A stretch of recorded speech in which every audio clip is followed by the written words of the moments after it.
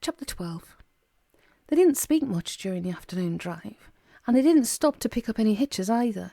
So all the exciting young women, serial killers and wild-eyed prophets of doom who raised their hopeful thumbs to the passing Cadillac had to walk. And they didn't even switch off Max Bygraves when he sang about the need for hands.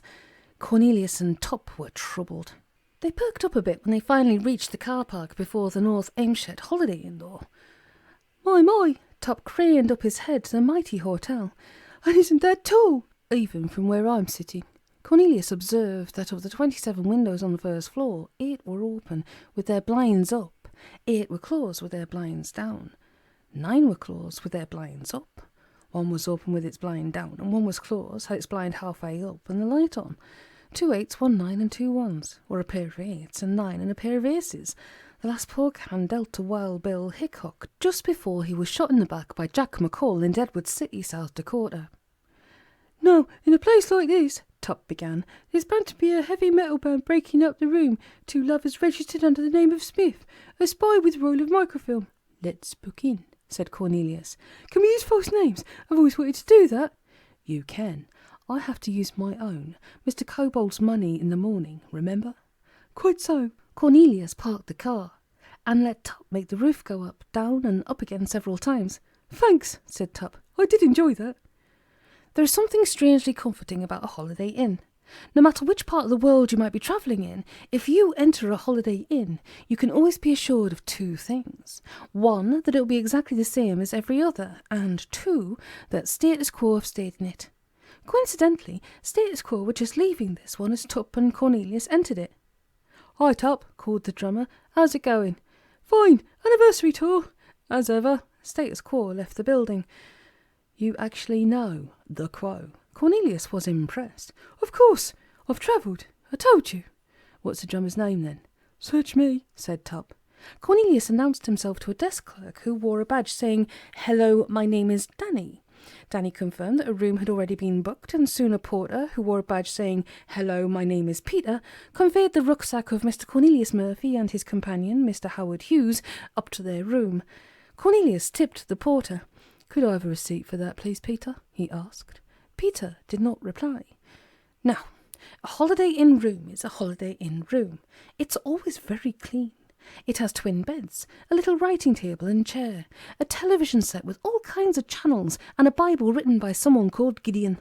It also has an ensuite bathroom facility with all sorts of things in little sealed packets for you to take home for your children. And of course, it has a telephone on which you can make a right nuisance of yourself, especially if you're not paying the bill. "Can I call room service?" Tuppe asked. "Have them send something up?" "Absolutely. I shall make much of unpacking my rucksack, as I no longer possess a suitcase." Tuppe climbed on to the bed by the window. "Begs this one's mine." He picked up the telephone. "Yo, room service," said he. Cornelius unzipped his rucksack. "Please, can you send up a bottle of Jim Beam, 2 glasses, a plate of steak sandwiches?" Cornelius shook out his rucksack. "Bags of crisps assorted, 20 small cigars." "Where have my pyjamas gone?" "Oh no, I packed them in here." "And a pair of pyjamas, size large, pattern plain. Thank you." "Another spot of Jim?" Tuppe lounged upon his bed, a small cigar in his mouth, the bottle at his elbow. Cornelius made a bitter face over his steak sandwich. "You might have had the decency to order some drink that wasn't called Jim." "Jim? Oh, the Campbell. Jim Campbell. I see. Sorry, my friend." "Never mind. Pass the bottle." Tuppe passed the bottle. "So what are we going to do tonight, Cornelius? Take in the night spots, bop till we drop, things of that nature. Pass the crisps." Cornelius passed the crisps.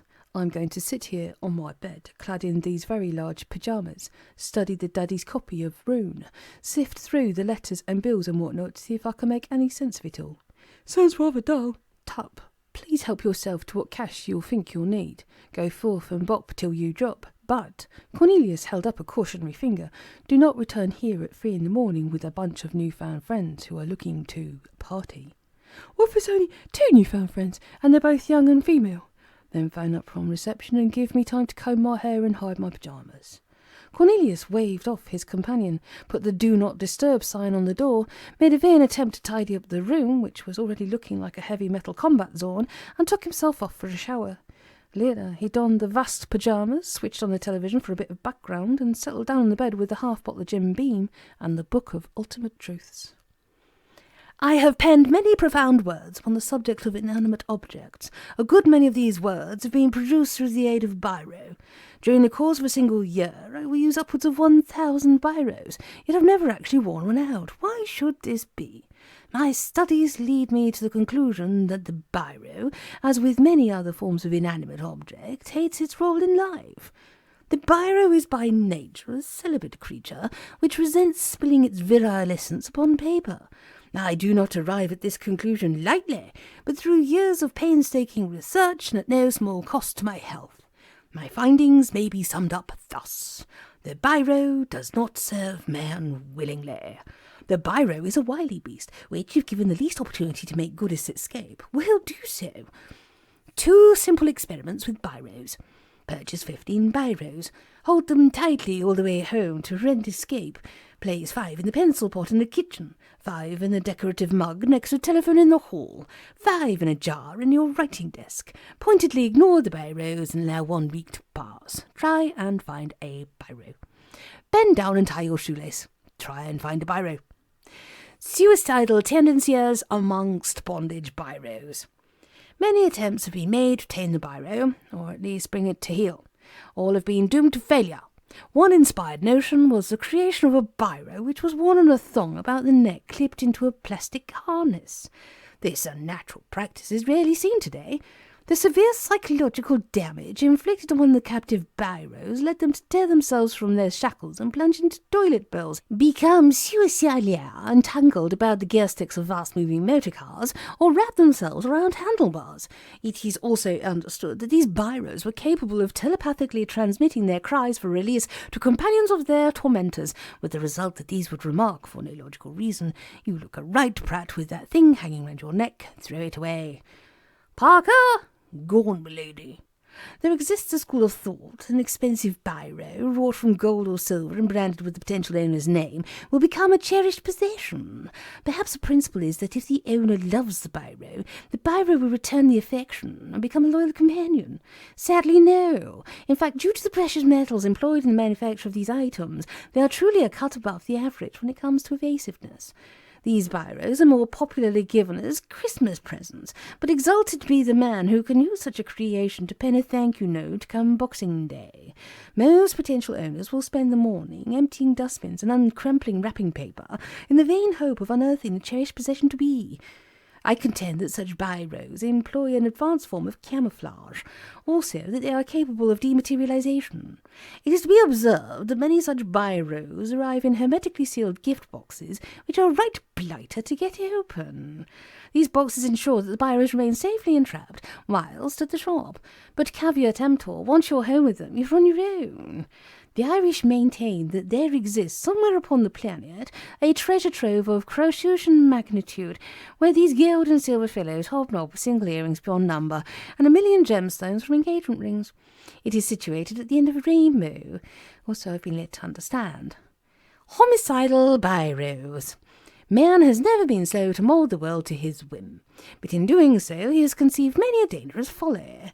Nuclear power, CFCs, Chelsea Football Club supporters, and such like, but none more potentially disastrous than the whimsical novelty biro, or WNB.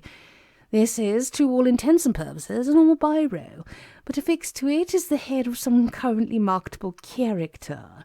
Snoopy, Garfield, Bart Simpson, Barry the Sprout, or what have you. It is to be noticed that such characters generally emanate from America, home of the serial killer.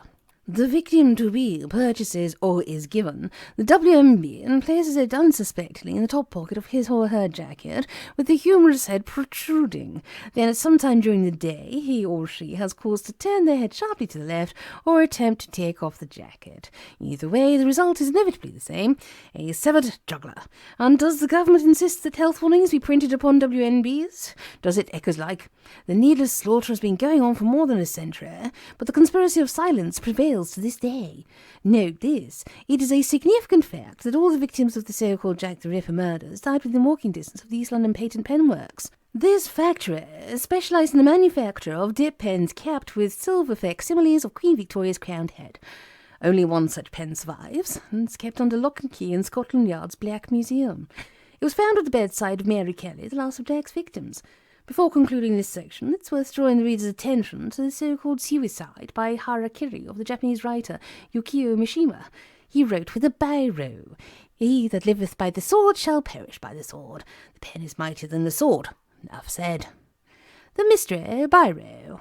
I must, before concluding this erudite monograph, dwell upon a serious anomaly, the black sheep of birodom, the mystery biro. This, unlike the rest of the species, craves the company of man. It will appear suddenly in the pocket of a jacket you haven't worn since it came back from the cleaners, in the glove compartment or boot of the car, at the bottom of a handbag or raffia shopper, in the kitchen drawer or tool chest. And once it has found you, it is yours for life. It is inevitably a shoddy plastic giveaway affair, with a spring arrangement housed within, purportedly to bring down the ballpoint. It can be instantly recognized by its bright plumage, bold primary colours and embossed lines of print, which spell out things like nicked from the Archduke Ferdinand, aerated bread co, or wandering Bishop's World Con 79. Of course, it doesn't actually work, but it's always there when you need it, and just you try and get rid of it. Leave it where you will. Folk will pursue you down the street crying, "You forgot your biro."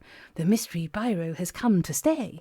As to its origins, those remain shrouded in mystery also. Often a telephone number will be printed upon the biro, but spare yourself a florin. Either the number has been discontinued, or the premises named upon it simply do not and have never existed. The employment of a stay-out stake is recommended, followed by the incineration of the pieces. Another mystery solved. I am often asked how, with biros vanishing as often as they do, is it possible for some writers to get so much down on paper in a single lifetime? Shakespeare, for example. Shakespeare wrote 100 million words in 20 years. No small feat. I am happy to reveal here a little-known fact about the immortal bard. Shakespeare was, in fact, a retired pirate who, after losing his right hand to a round of chain shot in the Spanish Main, gave up the life of brigandry on the high seas and took up writing as a hobby to pass the time.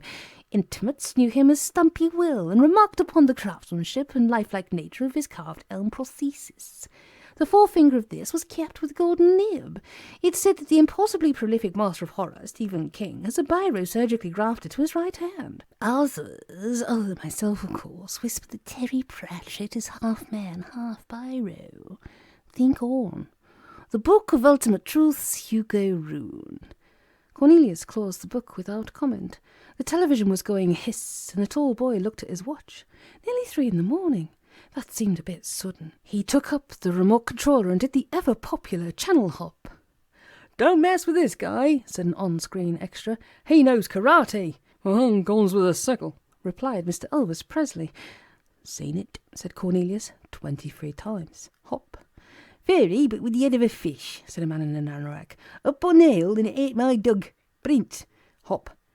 "In answer to your question," said the large American author to the late-night chat show host, "the biro is surgically implanted into the forefinger of my right hand." Hop. "The Susquehanna Heck Company," said Lou Costello in black and white. "Oh, done," said Cornelius Murphy. Hop back. The imaginative chat show host was now asking the large American author where he got his ideas from.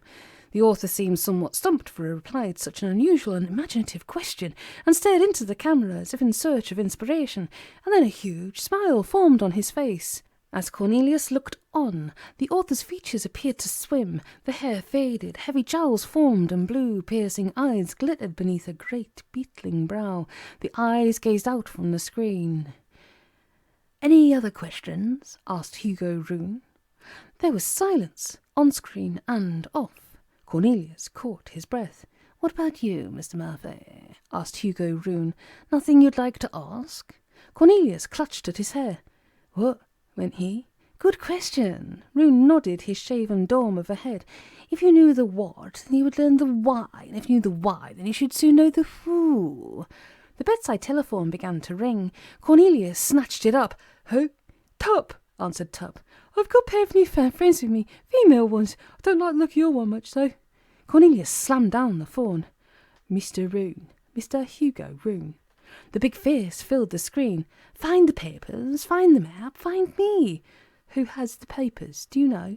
The phone began to ring again. Cornelius snatched it up again. "Not now!" he shouted. "I was only joking about yours. She's a real cracker." Tuppe, not now. Interference crackled across the screen. Rune's face began to fade. No, wait. Cornelius fought with the remote controller, but the picture was breaking up. Static fizzed and popped. For a fleeting moment, the master reappeared. He was playing an ocarina, and then he was gone. "Yeah, Yabbit," said Lou Costello in black and white. "Who's on first?"